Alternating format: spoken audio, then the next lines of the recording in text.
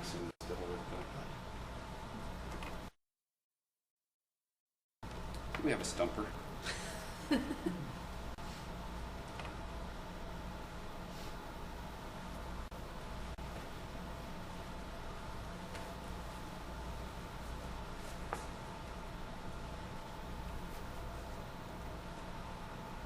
You would think these fluorescent lights would make it hot, but they can put out some heat.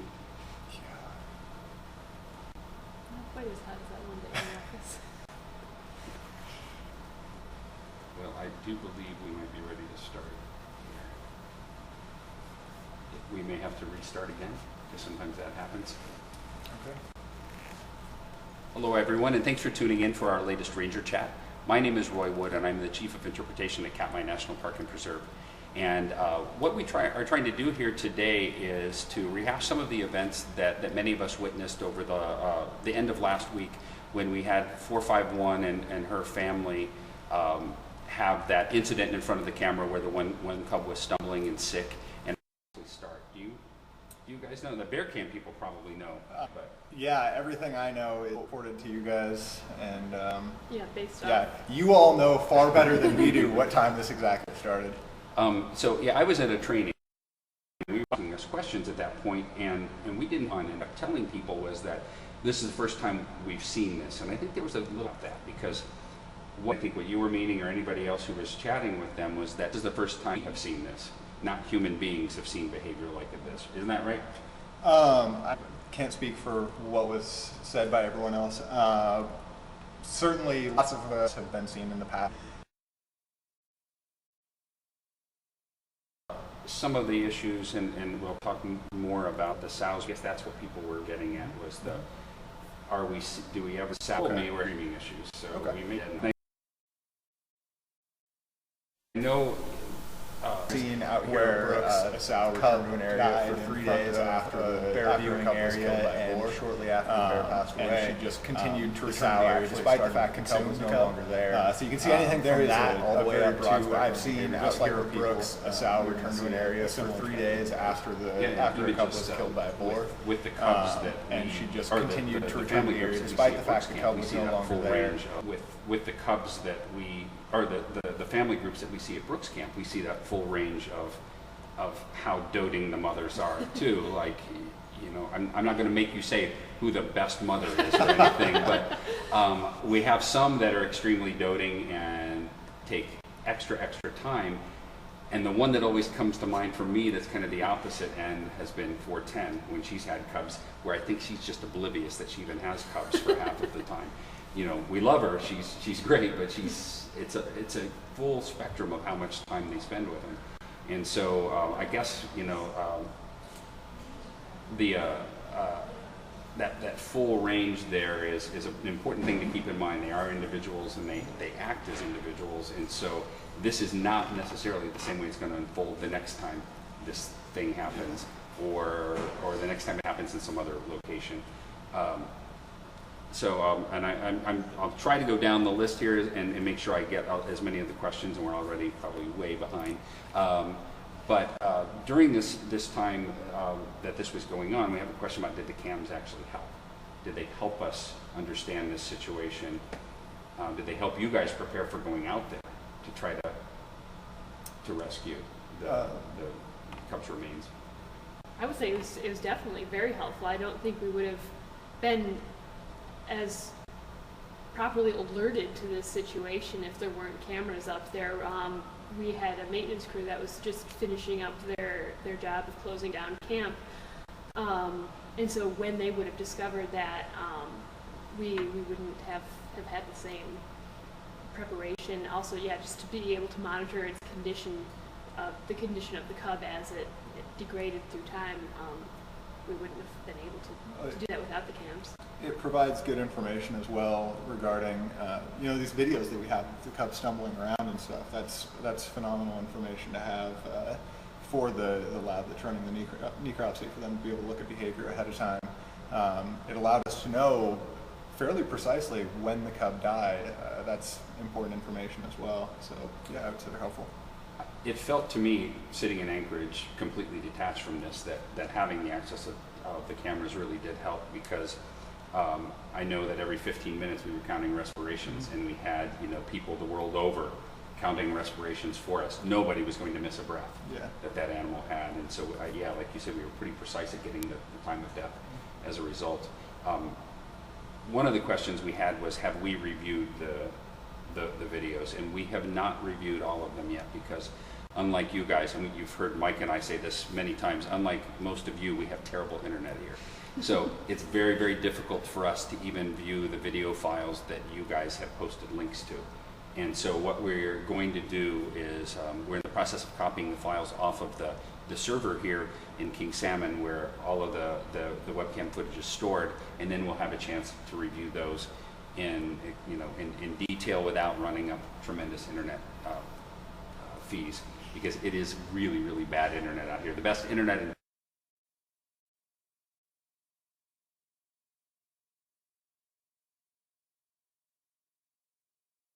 to 30. Yeah, so 40 or something. I think 40 is a little bit high, actually, now that I'm thinking back, that 30 sounds What are you doing to those bears that you're stressing them out? Having fun. After we review the videos, we might be able to clear up some of the confusion about the onset of symptoms, because there was some discussion about that, which cub was it, and hopefully we can get that from the recorded video. The question that was on everybody's mind while it was going on was, why didn't we go in and save the cub? And for the longtime viewers, they know our policy about not running in and immediately trying to rescue an animal that's injured or sick. But a lot of the people found out about this from Facebook and other social media outlets, that we had this cub that was dying, and they tuned in and weren't really prepared for that. Any of you want to talk about the... Sounds like a Bob question. It's a really touchy situation, because in the whole population of the Park Service, not everybody would agree with the decisions that are made, whether you should go in and try to rescue an animal or not. But the general policy is that national parks are not places to raise more of something. There aren't tree farms that you try to put out all the fires in, and they're not bear farms where you try to raise as many bears as possible. What we're trying to do is protect these wild spaces, and in wildness comes life and death, and being able to witness that and learn from it is the important thing. Now, I must admit, watching a cub die on camera was a really hard thing for I think most of us, we would like to either get in there and try to save it, or we would want to get in there and see what was making it sick, because of something to be learned. And you were starting to chime in with... Oh, I mean, part of our designation is also to preserve natural processes, and I mean, death is a natural part of life, and it's part of the process. So that is a part of what the national parks are trying to preserve. And that's something we could probably do a 3-hour chat on, just discussing the pros and cons of that. But I think one thing maybe to also keep in mind is that even if we had wanted to go in, even if our policy had allowed us to go in and retrieve a sick cub, that doesn't mean you guys would have been able to do it. Because going up, maybe I'm putting words in your mouth, how does going up and taking a live cub away from mother differ from going up and taking a dead cub from her? It sounds like something that I would not do. So, it was a difficult situation for many of you to watch, and a lot of good discussions were had by the staff here about what to do next. And we'll find out if we what the cause of the death was, perhaps, and maybe that'll shed some light on if it was the right decision or not. The sort of follow-on question to that is that if we are trying to protect this natural process, part of that natural process is decay and having ravens and magpies come in and take over. Why did we go ahead and remove her? What's the benefit? So every time a situation like this arises, there's always a discussion had about the benefits, the scientific benefits of removing the carcass, scientific benefits, as well as if there is some sort of an unnatural element going on here, the benefit of us learning about that, as opposed to that negative side of interfering and sort of changing that process. And in this situation, it was determined that the benefits, the scientific benefits of knowing what the cause of death was outweighed that negative side of interference, largely because it's extraordinarily rare to document death in cubs for anything other than infanticide or starvation. So to potentially have an opportunity to see something different, this is a phenomenal chance to see what other causes of death there are. And when we were discussing earlier, we said we were not going to speculate on the cause of death because we have people looking into that right now. But the one perhaps speculative question regarding the death that I would pose right now would be, if we find out it's a disease, what's our next step? You know, what do we do with that information if we find out it was, you know, a naturally occurring disease? If it's a naturally occurring disease, one of the biggest questions is going to be, is it transmissible to humans? If it is transmissible to humans, then by golly, that becomes a question for you and the rest of the leadership team. Most likely it's going to be something that's not a huge threat to people, to visitors, to employees that are out here. In which case, it's, you know, disease is a natural process. It can be difficult to watch, but most likely, if it's a natural part of the ecosystem and of the cycle, we're going to allow it to continue. There are, of course, also, there's always the possibility that it's a disease that's been brought in unnaturally. I can't think of an example off the top of my head, but if that does turn out to be the case, then perhaps that would also weigh into the decision on whether or not we would jump in and do something there. I know Troy, the chief of resources for the park, we've talked about diseases before, and you know, if we're true to our mission, we would protect naturally occurring diseases as well in the park. They're part of that process, and that's another topic there too. That's, like they are living beings as well. They are living beings as well. Yep. A question that was repeated several times was some variation on, were you surprised by this? And I'll go ahead and say something first because I knew I was going to ask that one next and you guys didn't. I would say that I wasn't really surprised by anything because I know there's this full range. I was fascinated by it.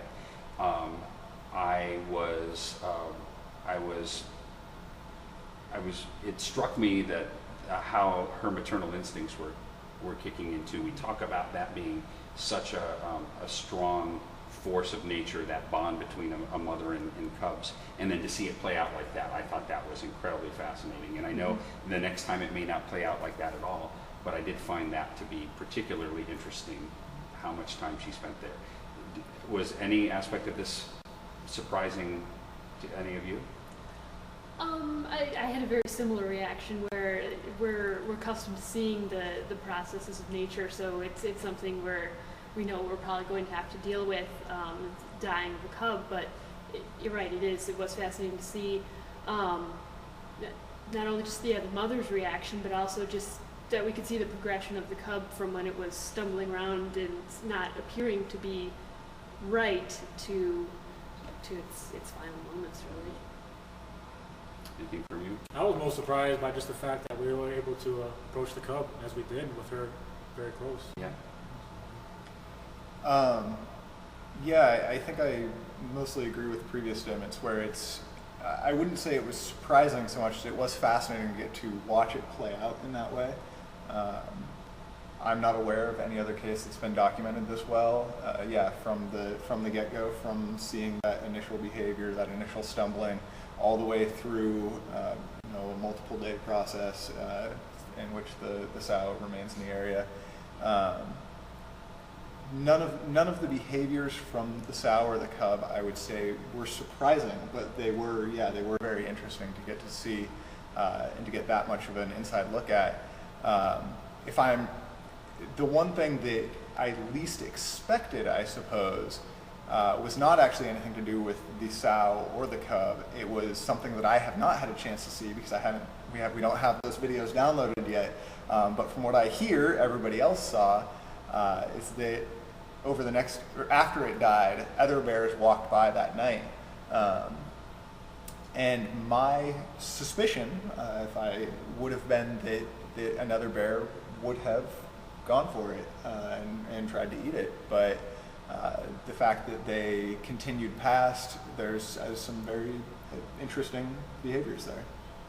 Yeah, I was watching some of that in the dark, so I'm looking forward to getting the quality views of it and take a look at it myself.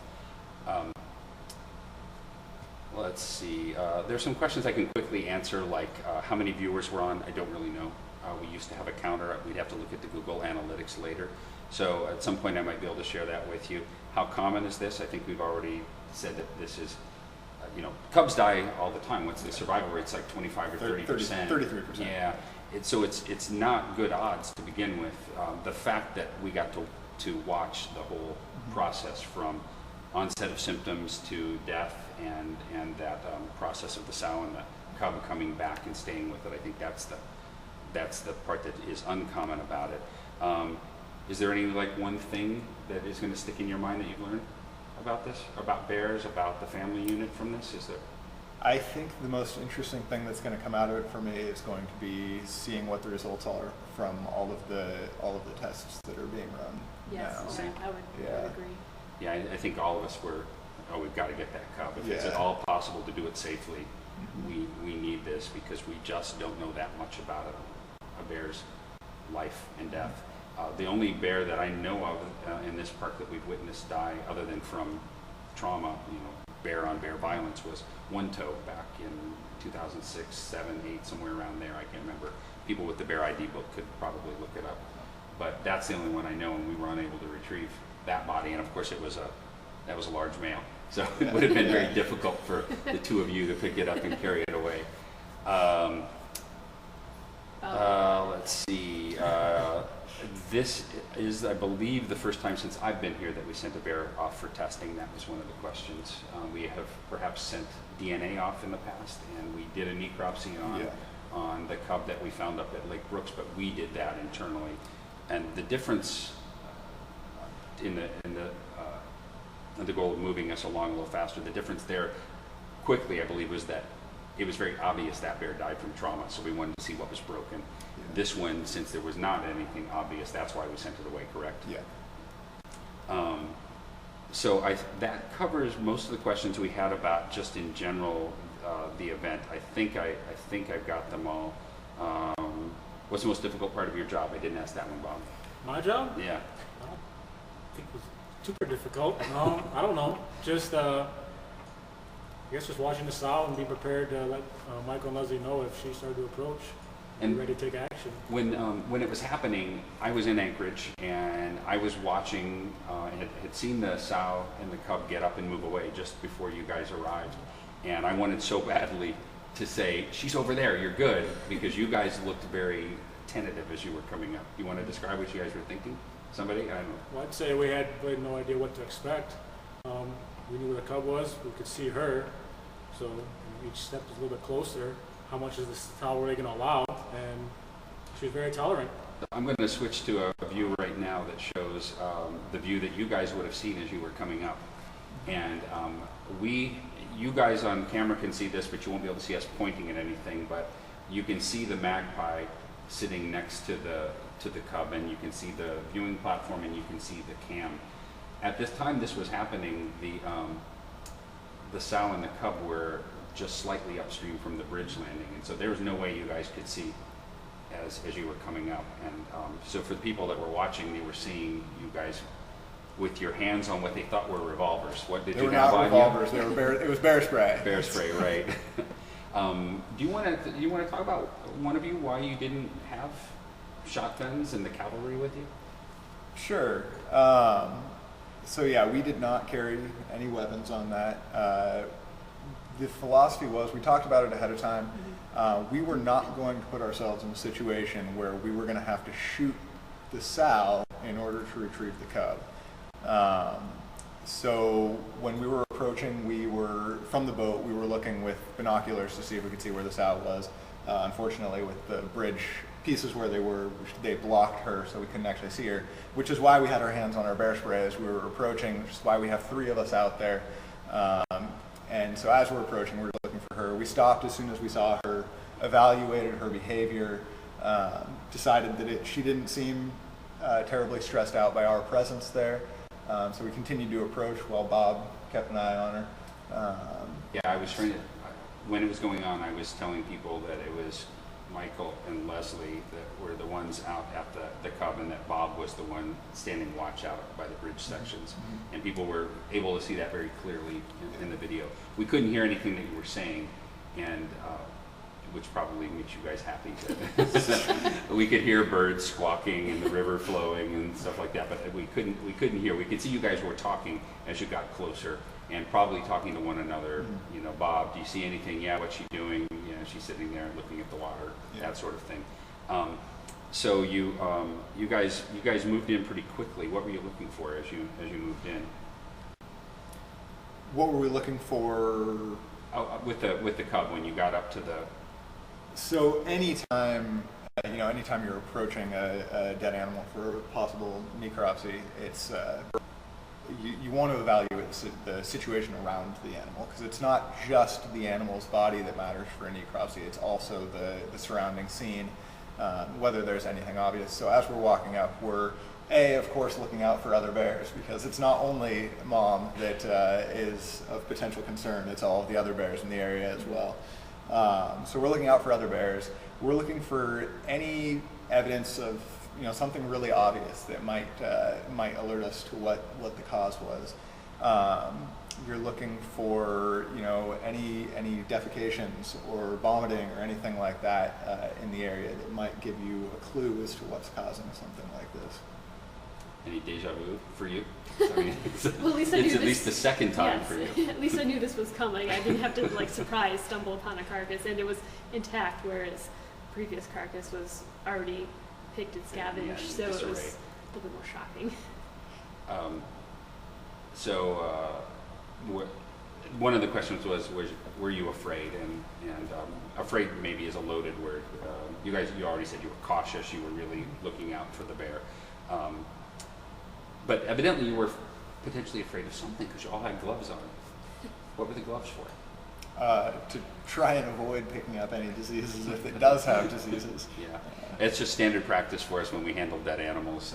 Even if it's barely dead, you want to have the gloves on whenever possible. That doesn't mean that every time you see us pick up like a bird wing or something like that on a program, we're always going to have it, but we really should, because there are diseases that can cross that boundary from animal into human. I mean, we're all animals, so that's why the gloves were on, and I assumed at some point you might remove some feces, or that was a potential, scoop up some vomit or something, and you definitely want to have gloves on if you're going to do that, because think about where you are. You're at Brooks Camp. You don't have running water and Purell everywhere, and so they were going to have to come back dirty if they got all gunked up. We did have Purell. Oh, you did have some? Okay. Yeah. Big jug of Purell. No, a small thing of Purell, but Okay. thankfully Leslie thought of that, Yeah. so that was on hand.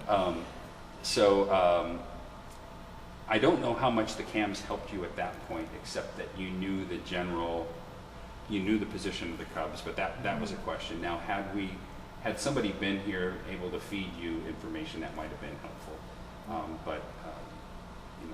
I didn't have a park radio that would reach from Anchorage, the Homewood Suites, to where you were. So the purpose of doing this was to get to the cubs so we could do a necropsy on it. Do you want to tell us about the process? As I said, we don't do them here. Nobody in King Salmon does them. Yeah. So what did you have to go through to find a lab, and who's going to do it? Tell us about that. So the necropsy is being done at the National Wildlife Health Center, which is in Madison, Wisconsin. It's a DOI-run lab. It's run by USGS personnel, I believe. The reason that we decided to go with them is I have been in contact with some scientists with the USGS in Anchorage, who I contacted once we realized we were going to have a dead animal. So we talked to USGS personnel in Anchorage. We talked to Alaska Department of Fish and Game representatives. We just tried to contact anyone we could who might have an interest in collecting samples from this, so we can try and gain as much knowledge from this incident as we can. And in the process, the first lab that was that was recommended and responded to us was the National Wildlife Health Center. A phenomenal track record. We have dealt with them before with birds. They do a lot of large-scale bird disease outbreaks. So we have sent birds to them in the past as well. They were interested in doing the necropsy, and so we initiated the process and started getting ready to send it there. And the first part of that process was, of course, to get out and retrieve the cub. You did it pretty quickly. You didn't spend a lot of time there, and there were questions about, I believe they were mostly while it was happening or shortly afterward, about why you didn't bag it right there.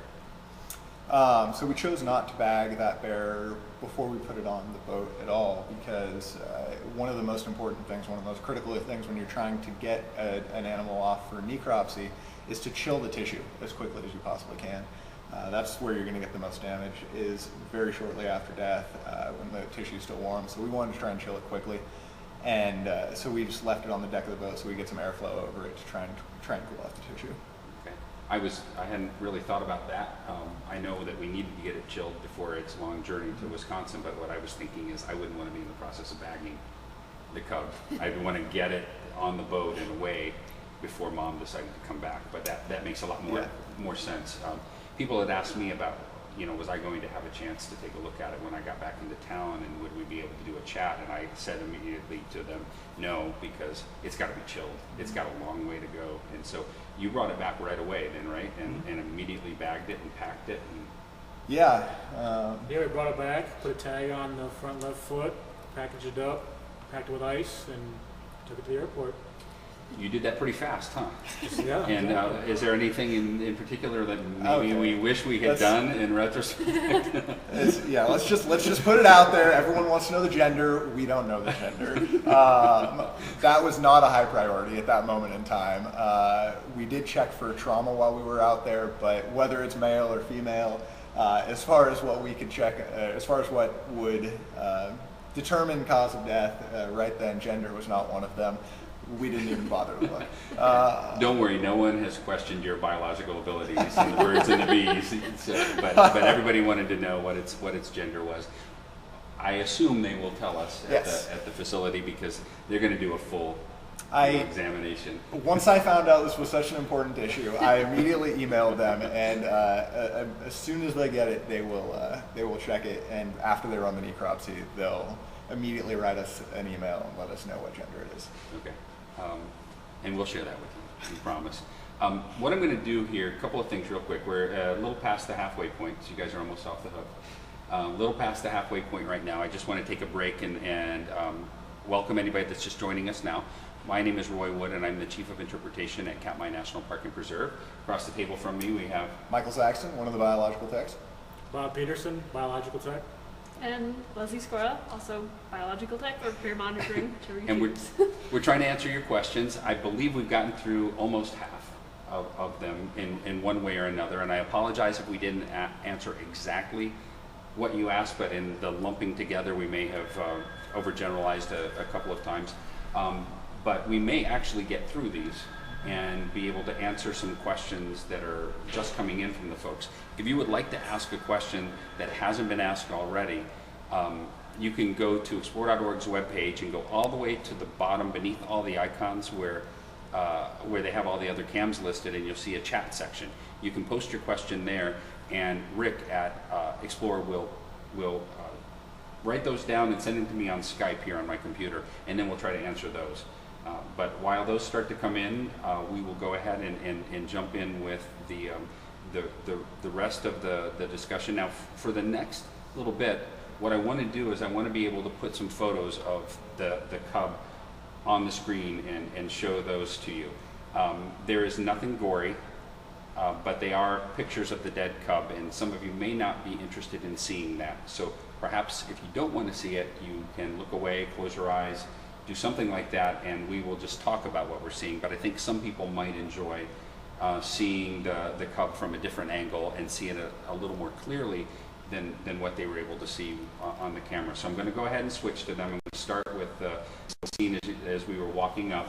And when you came up, you guys saw the scavengers that were on it. What did you think you might have Did you think it was still going to be in good shape, or what was your first impression as you were walking up? Any of you? It was a bit of a concern that there were some scavengers on it. We were interested in it still being as intact as possible and having the eyes there in particular. That's usually what a lot of the ravens and magpies will go for first, and so we were concerned and wanted to sort of get there as quickly as possible for that. I know watching it, that she had gotten up and moved off of the cub's carcass just a few moments before you guys arrived. So the birds were there just barely before you, and I think you could hear the world going, no! For various reasons. There are some people that view the scavengers, I think, as disrespectful of the remains of the animal. I'm sure there were scientists out there thinking, no, it's going for the eyes, or it's going to degrade the samples.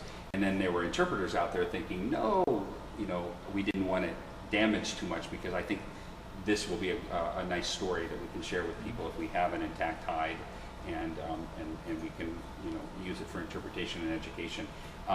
The next picture is a close-up shot of it, and this one shows the only damage that I could see based on the photos was the hair that was plucked out of it, and I could see the birds doing that as they were ripping the hair out.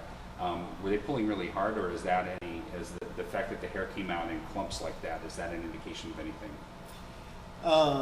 So usually post-mortem it's a little bit easier to pull hair out. I didn't try to remove any hair, so I don't know how well attached it was at this point. Yeah. But you would chase the scavengers off, so now you're seeing sort of the whole scene, and looking at the photo, to me, it looks clean. I don't see any signs. Did you see any signs of vomiting or diarrhea or blood or anything? There was some foam on the underside of the mouth, which may have been associated with vomit, but it appeared that the cub was seizing at one point, so it could have been a result of the seizures. There was fecal matter, but it was laying there for 3 days before it passed away. It wasn't anything And it's pretty unexpected. typical for when an animal dies to lose the muscle control and to have a little bit of defecation. Yeah. You guys had I'm going to say poked and prodded, and I don't mean that in a disrespectful way, but you guys laid your hands on it. You were looking for Any really obvious overt signs of trauma. We're looking for any broken bones. I was checking the fat content around its ribs and stuff to make sure that it seemed like it was in decent shape there. Looking for any parasites in the ears, checking the pads of the feet to see how they looked. Check the teeth to see if there's any real problems there. picture of that. Those are some white teeth. Yeah, you're just looking for any obvious signs of trauma, and we did not find anything. You and I talked about the fat content, or and the muscle tone and all of that, and you said that seemed to be pretty good. Yeah, it did seem to be okay. My experience with cubs is somewhat limited with this age cub. I've worked with cubs quite a bit with black bears and with younger grizzlies, but this age I don't know exactly what to expect, but the ribs didn't protrude significantly. Hip joints seemed to be just fine, so the spine wasn't really obvious, so it seemed like it was in okay shape. Okay. I can't tell in the photo, but is that some of the foamy stuff like off its chin, or? I don't think so. It was mostly just in contact with Okay. its face. It didn't seem to, it might be just a little bit, but it Okay. wasn't, a whole lot that would have caused concern for some other sort of process. So you said there were no internal injuries. Well, There were sorry, external injuries. Yeah, Wrong okay. word. Big difference. You said there were no obvious external injuries. There could be internal injuries. and just because I didn't see the external injury doesn't mean it wasn't there. It is certainly, if there's any holes in the hide or anything like that, it's a lot easier to spot them once you've removed the skin. But yeah, nothing obvious in the limited time you had to examine it in the field with a mother bear not too far away who has very strong maternal instincts. So I have another shot to show, which I wanted to put in here because it shows pretty well the size of the bear. And you're how tall? 6'3". 6'3". So that's the cub in relation to the legs and forearms of a 6'3" tall man. It was pretty good size. When you guys picked it up, I won't say that you struggled with it, but it gave the appearance of being heavy. How much would you say it weighed? Probably about 60 pounds. Right, yeah. And it's always a little awkward to carry something with head and Right, no handles. Yeah, exactly. So that was also a factor. But yeah, it was a good size and heavier to carry than I probably would have just expected from a cub just born that year. Yeah, so that's pretty phenomenal growth. That when it's born, it weighs about a pound. Less, And- 8 ounces. And in 9-10 months, it's gone from that to this, and is healthy, or was healthy. I mean, it's growing, it's sibling, at least, putting on good weight, and both mom and the cub look pretty good. There's a question that comes up a lot talking about the bears at Brooks Camp, and that is inbreeding. And I'm not sure exactly where that comes from. If there's this assumption that we've got an island, that we all live on an island, and it's not. Brooks Camp is not an island, but the fact that there's no way in or no way out, maybe it's because we see the same bears year after year that people think that. Have we done any work, or is there the possibility to do any work to determine There was how a inbred or not? There was a limited study that was done 2005 through 2008, but there's not really any results from that regarding whether it's an inbred population. We are hoping to start a genetic study next year, and part of the aim of that would be to look at general population characteristics, effective population size, and inbreeding coefficient among them. Currently, we have no evidence to indicate that this population is inbred. There's no strong reason to suspect that it would be inbred, just in terms of it's not a closed population. It does connect with other bears. There is outbreeding that occurs. The one question that could perhaps lead to a hypothesis of inbreeding would be that if bears that won't habituate to people won't be in this area, then it's possible that you remove them from the gene pool and thus select for these animals that are willing to tolerate people. And your study that you're hoping to begin next summer is going to perhaps lead to a better understanding of that, correct? Yes. And that's the one that when you guys were wanting to know what kind of chocolate we wanted and things like that on Saturday, that I was trying to direct you to. If you would like to donate to the park, you're always welcome to do it. You can just send money, send a check to the superintendent of Katmai. We can get the address posted for you again. In fact, somebody's probably doing it in chat right now. But that's the best way to show how committed you are to protecting the bears and the other resources at Katmai, is to make a donation like that. Don't get me wrong, we love chocolate, we love the snacks that everybody sends, but I think you would probably give up a little bit of chocolate to do a DNA study. And I would too. I would love to know some of the family tree better here. I would love to be able to answer with some certainty that idea of the population being inbred. I would also like to know how good are we at actually identifying bears from season to season, which I'm sure you would like to, since that's your job, right? And you'd be able to tell us some of that too. That's all of those are goals that have been listed as a part of that project. And I'm pretty sure we're going to do it, but we can do more if we have more money to run samples and you talked about the cost of doing a DNA study, like the range of. Yeah, there's a lot of factors that go into it, and a lot of them we don't have figured out necessarily, but I would estimate anywhere from $50 to $100 per sample. So that's that. If you do feel compelled to donate, and please don't feel like you have to, but if you do feel compelled to donate, that's a great way to do it. You can further the understanding of these bears and be able to take pride in the fact that you helped you know, really helped us understand the bears at Brooks Camp at least a lot better. I did forget to ask a couple of questions about the necropsy. How long is it going to take?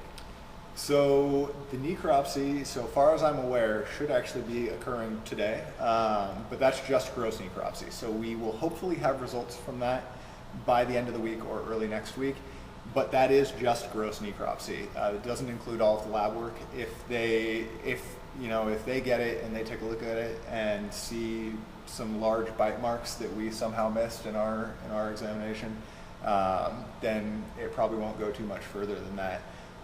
But if there's potential for virus or bacteria, different lab tests have to take different amounts of time. If it's bacteria, it could take months. It takes a while to grow cultures, and they have to grow multiple cycles of cultures, and it's usually about 2 weeks per cycle. And blood tests would be much faster, right, if you're looking for toxins? Depending on what you're looking for, could be, yeah, it should be. Because I know a lot of people were concerned about it being antifreeze, and we discussed that, and you know, we won't know till the tests are run, but they would be doing blood tests to look for things like that. Yes, they will look for it.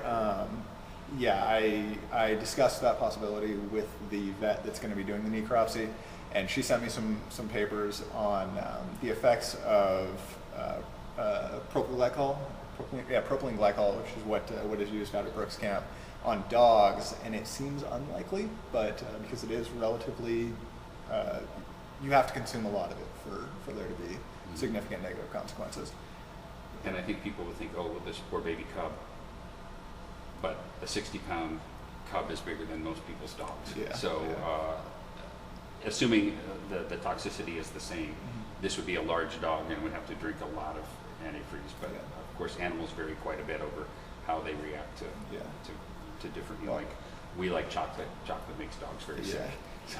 Well, and some of the other, part of this necropsy, one of the things that's really exciting is that we're also sending samples to researchers at a lot of different institutions, and we're going to get far more in-depth analyses than we would from a standard necropsy. The timeline on that is a little bit more vague because it just depends on the research load of those individuals. But there should be some really fascinating information that comes out of this.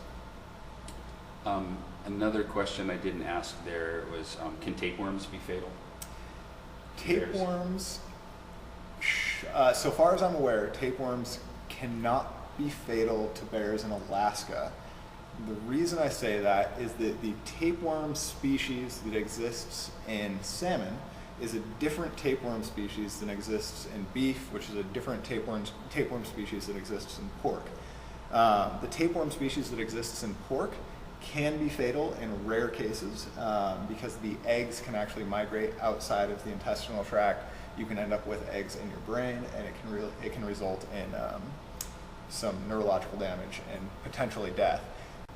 The species that is present in salmonids, so far as I'm aware, has never been shown to have the same effect. Okay. And another disease question that I just didn't figure out how to slip into the conversation, so we'll just ask it.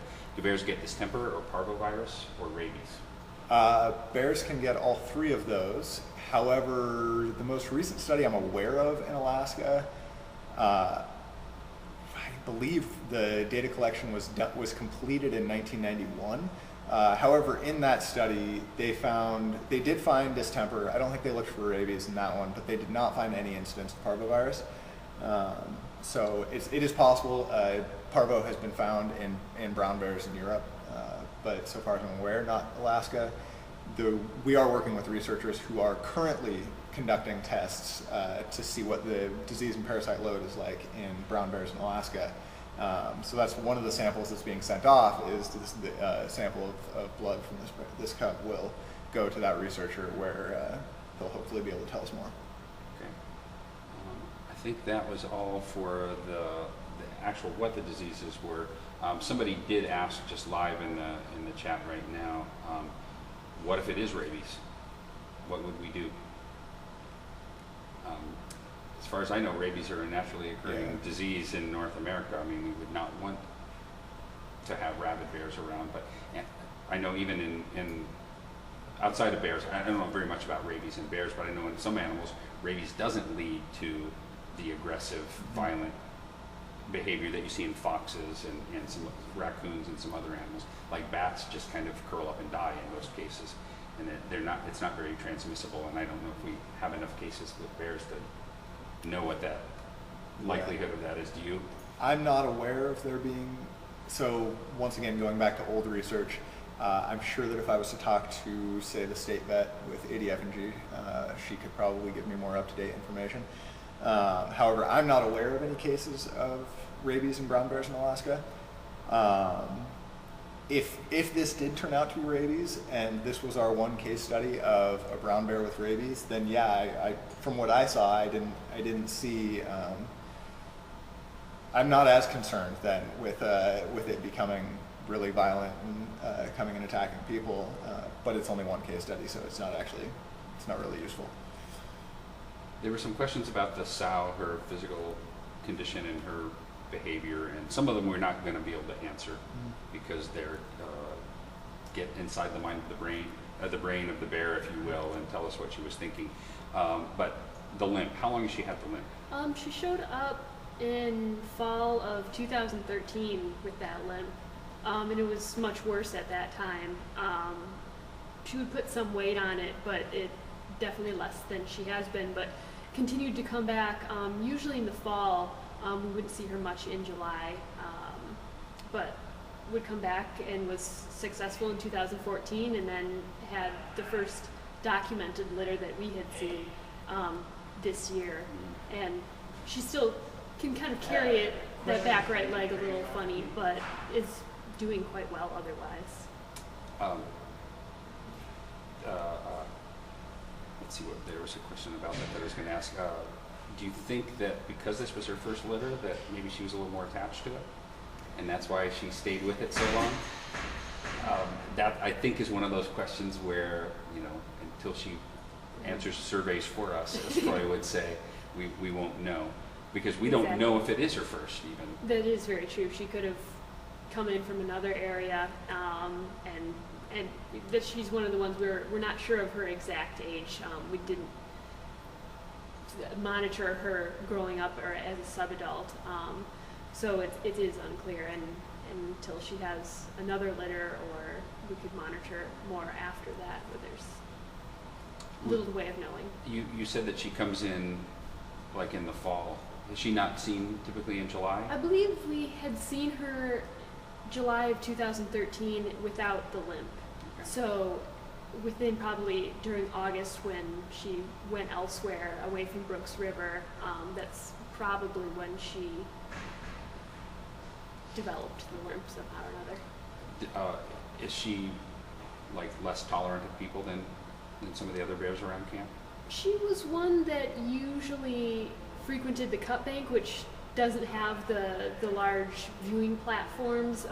She would encounter anglers and seemed okay with them, but just didn't tend to frequent the areas with larger numbers of people. So perhaps had some avoidance, but seemed all right in this fall with her litter of cubs to at least come down to the lower platform.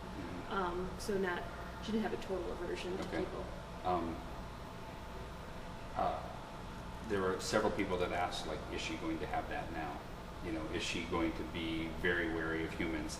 And many of them, or maybe not many, a few of them were even concerned about, like you guys in particular, that now she smells the three of you, or smells humans, and would blame us for the cubs. Has there ever been any indication that bears have held a grudge like that, other than in movies? Like yeah, if you watch Grizzly. Then yeah, absolutely.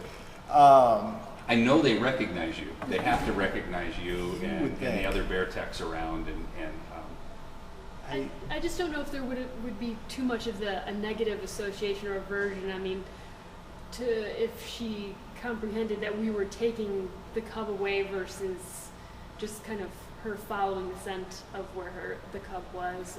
We didn't have like an actual negative experience with her, as we had to haze her away from the cub in any way, shape, or form.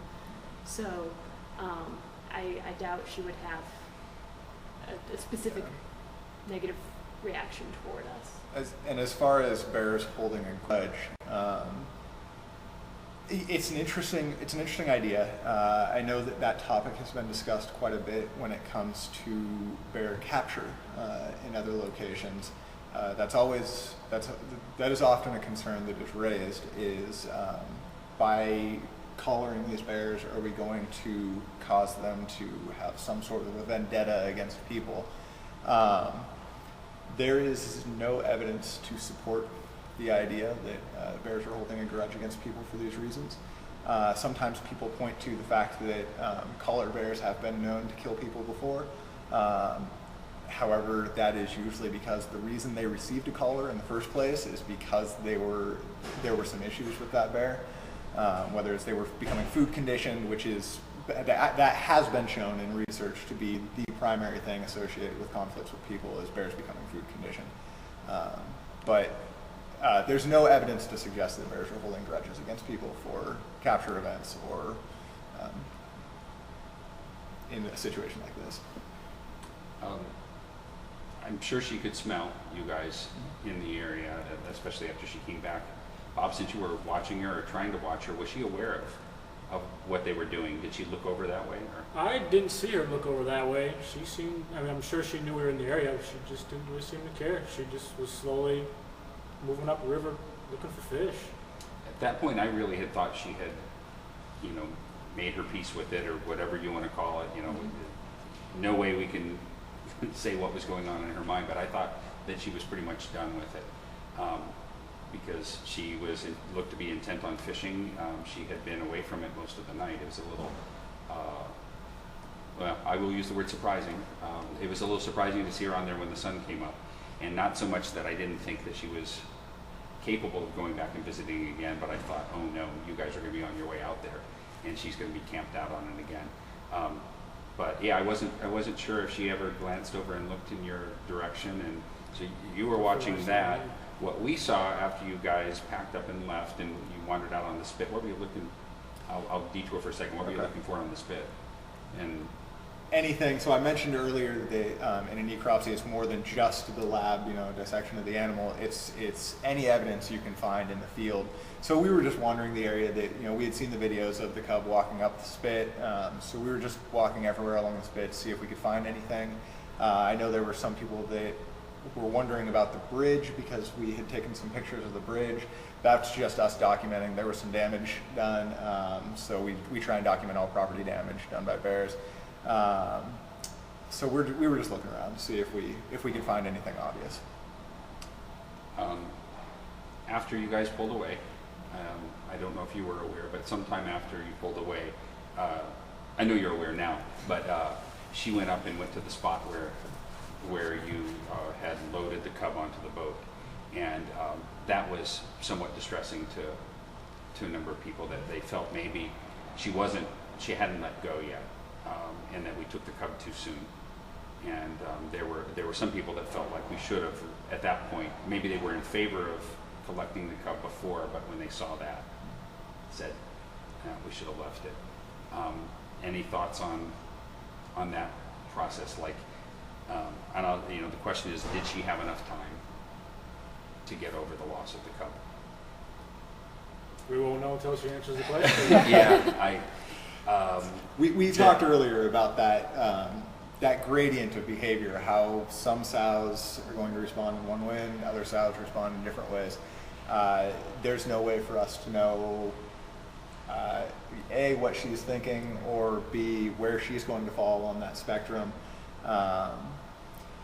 So for us, it's once the cub died, it became we were hoping to try and collect it as quickly as possible, because we do need to get it chilled so that we can run these tests and learn as much as possible from the animal. I believe that may be about it as far as the questions. Let me just take a quick look through here and see if there's anything that came through on the chat that we can quickly answer. We are at exactly 1 hour right now. And let's see, we already talked about how much it weighed, about 60 pounds. Should it have weighed more? Seems normal. Yeah. One thing I think, I'll go off on a little tangent here, and I believe we've talked about this before, is I think that many people watching the cameras think that all bears need to be as fat as Bead Nose. Whereas if you were to ask a bear in Yellowstone, if they're fat enough, you know, bears in Yellowstone and in Glacier and in interior places go into their dens much thinner than Beat-Nose and Otis and 747. We have a very different perspective on. Our bears are very lucky. Yeah. So to me, it looked like a wonderfully plump and jiggly little cub. So I didn't see anything there. Survival rate for the cubs is very low. What is the cause, illness or other bears? I think we don't know, Yeah. other than trauma and maybe falls and. Documented cases, I think, yeah, trauma, infanticide from mostly large males, but other females as well will certainly commit infanticide. Is there anything you guys feel like did I miss anything? You guys have the questions there too. One last chance here to get our plugs in. And I don't really see anything that jumps out at me. So I guess with that, we'll go ahead and wrap things up. I know that many of you wanted answers that we weren't able to provide today, as far as the exact cause of death, or boy or girl even, but we will share that information with you when we get it. Now, there's a possibility that we won't be able to share everything with you at once, because we won't want to withhold it forever. And then, hypothetically speaking, let's say that there was something that led us to believe there was foul play. We obviously would not be sharing that with you, because it could compromise an ongoing investigation. Much like when Divot had the snare around her neck, we didn't talk about where we thought she got the snare and what kind of snare it was. That was sort of off limits. But when we get the information, we will share it with you in some fashion. Perhaps you guys could contribute that information to a blog that might write, or maybe we try to do another chat later. Mostly we're going to have to wait to answer a lot of the questions until we get those results. I mean, if we started to speculate right now, we're going to mess up, and none of us wants to be wrong publicly like this. So we'll wait till the experts tell us what the issues were, and hopefully you can wait with us. Right now, I think the one thing you guys can do that would help us out a lot is keep looking for 451 and see if she comes back again, and if she has the cub, and we've got the limp and the pausing with that right foot like on its tippy toes, which makes her easy to pick out, and you guys are very good at picking her out on the camera. So definitely, if you see her on the cameras, let us know, and record those videos and make those observations, and we'll I guess go ahead and sign off until next time. Thanks again for joining us. My name is Roy, Chief of Interpretation at Katmai. Michael, biological tech. Bob, biotech. Leslie, bear monitor. More people than we've ever had on a chat at once, I think. If you missed any of this, or if you're just joining us right now, maybe by the end of the week, Explorer will probably have it edited down a little bit, and we'll be placing it on their YouTube channel. So check in the chat area, and people will post it once it goes live. Until our next chat, thank you very much for joining us, and goodbye. Any of this, or if you're just joining us right now,